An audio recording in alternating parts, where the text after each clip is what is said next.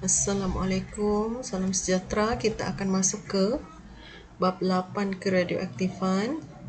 Jadi dalam bab ini ada beberapa persoalan yang akan kita jawab. Yang pertama, bilakah manusia mula menemukan keradioaktifan? Apakah itu atom dan nukleus? Apakah sinaran mengayon dan sinaran tidak mengayon? Dan apakah kegunaan sinaran radioaktif dalam kehidupan seharian? Okey. Jadi sebenarnya matahari adalah sumber radioaktif yang paling besar dan berdekatan dengan bumi. Okey, namun dalam keadaan normal ia tidak mengganggu lah. Oleh itu matahari dianggap sumber radioaktif yang tidak berbahaya kerana tiada sinaran radioaktif dibebaskan. Adakah fakta ini benar? Okey. Jadi, analisis data dikumpulkan tentang lentingan jisim korona yang berlaku di matahari pada 6 September 2017 oleh teleskop angkasa lepas Fermi. Menunjukkan sinaran matahari juga mengandungi sinar gamma iaitu sinaran radioaktif. Jadi bagaimanakah kita dapat melindungi diri daripada sinar gamma ini? Okay, so jadi lazimnya payung UV seperti dalam rajah ada UV protection. Okay, digunakan untuk menghalang sinar ultra ungu yang terkandung dalam sinaran cahaya matahari. Okay, jadi kita tengok sekarang tajuk kita yang hari ini. Kita akan tengok 8.1 sejarah penemuan keradioaktifan. Okey, jadi kita tengok. Ini adalah Wilhelm Röntgen. Okey. Gambar foto sinar X tangan isteri William Röntgen. Okey, jadi dia telah pada tahun 1895 Wilhelm Conrad Röntgen, ahli fizik Jerman, menemukan sinar X secara tidak sengaja. Jadi beliau telah mengambil gambar foto sinar X tangan isterinya. Kejayaan itu membolehkan menerima hadiah Nobel pertama dalam bidang fizik pada tahun 1901 bagi penemuan sinaran X. Jadi dia gunakan ni kebekalan kuasa rendah. Sini ada katod, ada elektron, sasaran tungsten, bekas kaca, sisip anod, tingkap dan sinaran X. Okey, ini adalah tip sinaran X tu.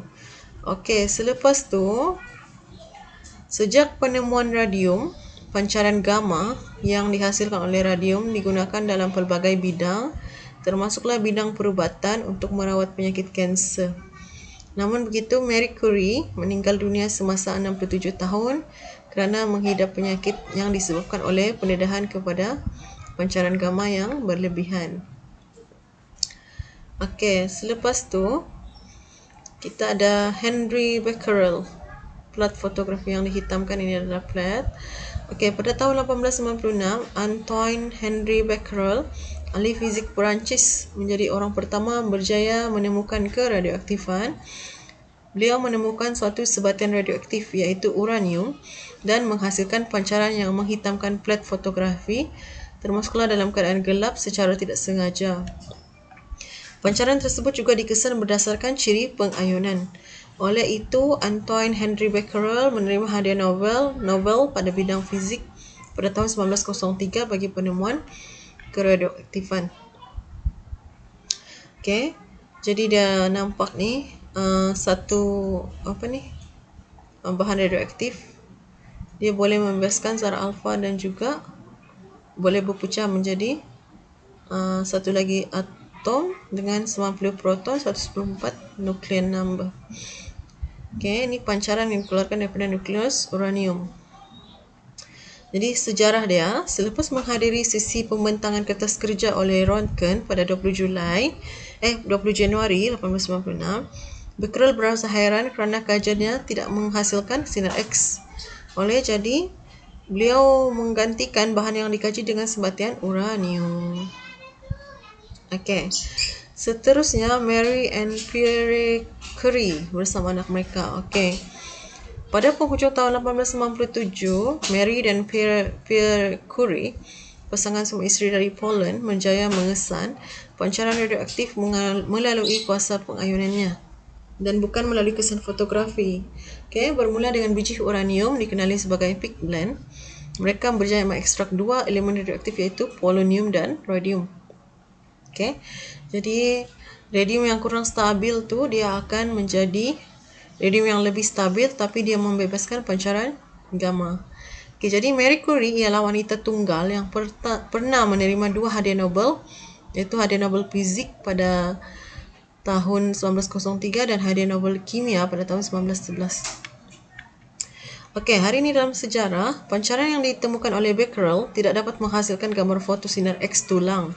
Namun, tiada siapa pun berminat untuk meneruskan kajian Becquerel selama 1,5 tahun. Okey, jadi itulah mungkin yang menarik minat Marie dan Curie.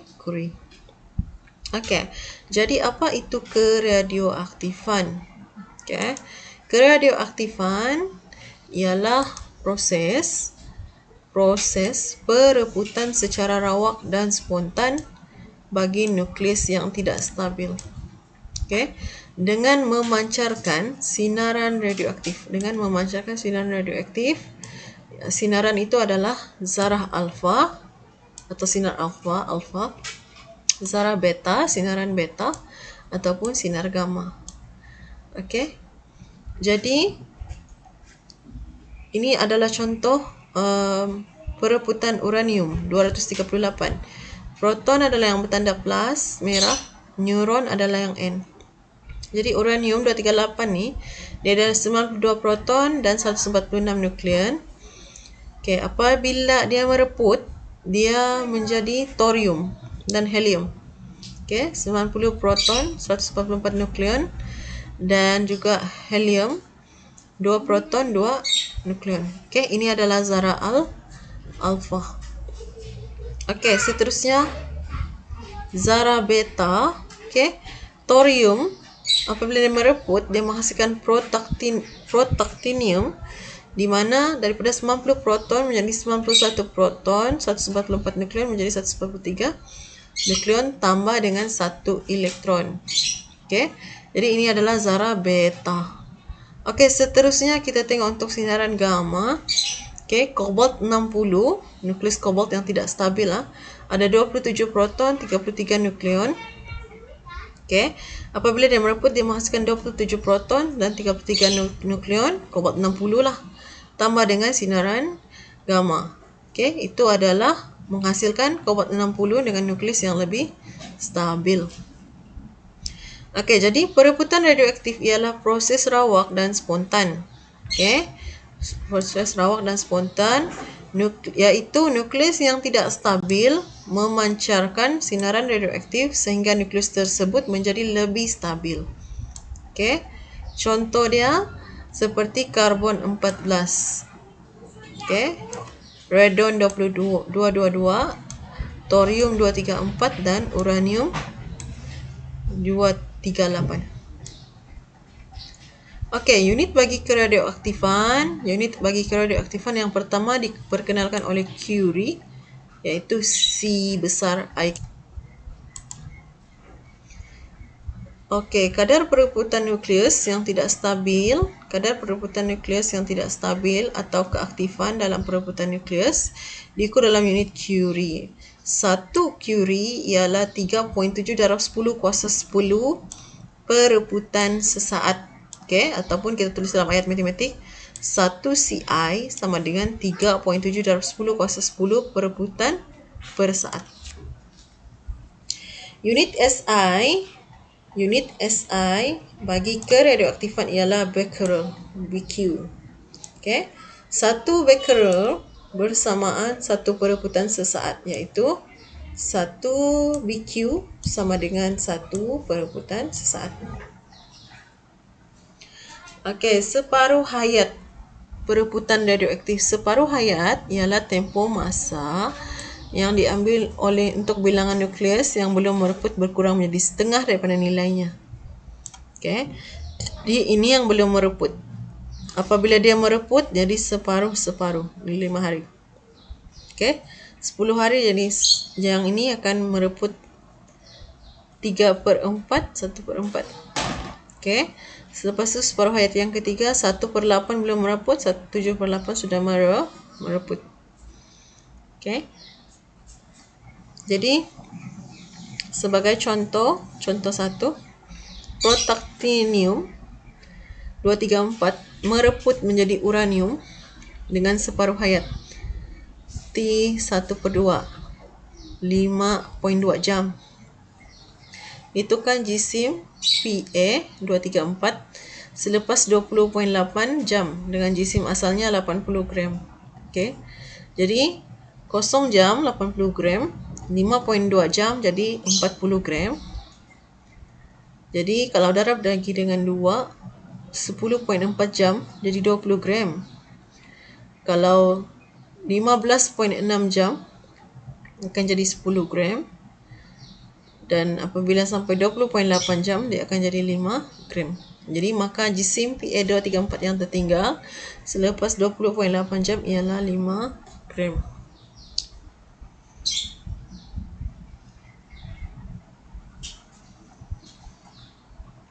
Graf keaktifan melawan massa bagi bahan radioaktif P seperti dalam darjah 8.4. Okey. Jadi kita tengok keaktifan 200, 400, 600, 800. Masa 20 saat dia akan menjadi 600. 40 saat dia akan menjadi 400. 60 saat dia akan menjadi 200. Kalau macam ni 220, 40, 60, 200. Sampai tengah-tengah ni dia 300. Okey, jadi kita tengok macam tu. Jadi kita tengok soalan. Keaktifan asal 800 BQ pada separuh hayat 1/2 darab 800 adalah 1/2 darab 800 dapat 400 becquerel. Jadi 400 becquerel dia adalah pada 40 saat. Maka separuh hayat bagi P ialah 40 saat. Okey, contoh 3. Keaktifan bahan radioaktif mengikut massa seperti dalam jadual 8.1. Okey. 0 minit 120. Minit ke-5, 5 minit 80, 10 minit 56, 15 minit 40, 20 minit 28, 25 minit 20. Lukiskan graf. Okey, ni kita lukiskan graf macam biasa. Jadi B berdasarkan keputusan graf berapakah separuh hayat bagi Q. Okey. Jadi kita buat graf dulu. Keaktifan BQ sini. Massa di bawah. Paksi X. Jadi apabila kita buat graf dan kita plotkan, dia akan jadi macam ni. Jadi pada separuh hayat adalah pada, kalau 120 bahagi 2 dapat 60 kan. Jadi di sini kita panjangkan, ambil pembaris, garis sampai ke graf turun ke bawah. Kita akan dapat sini minit dia adalah pada minit yang ke-9. Okey. Jadi untuk bab ini, praktis formatif 8.1, sila buat soalan 2 dan 3 dan 5. 2, 3 dan 5. Okey, apakah maksud keradioaktifan? Ada di atas tadi. Namakan 2 unit keradioaktifan. Okey, ada 2 tadi.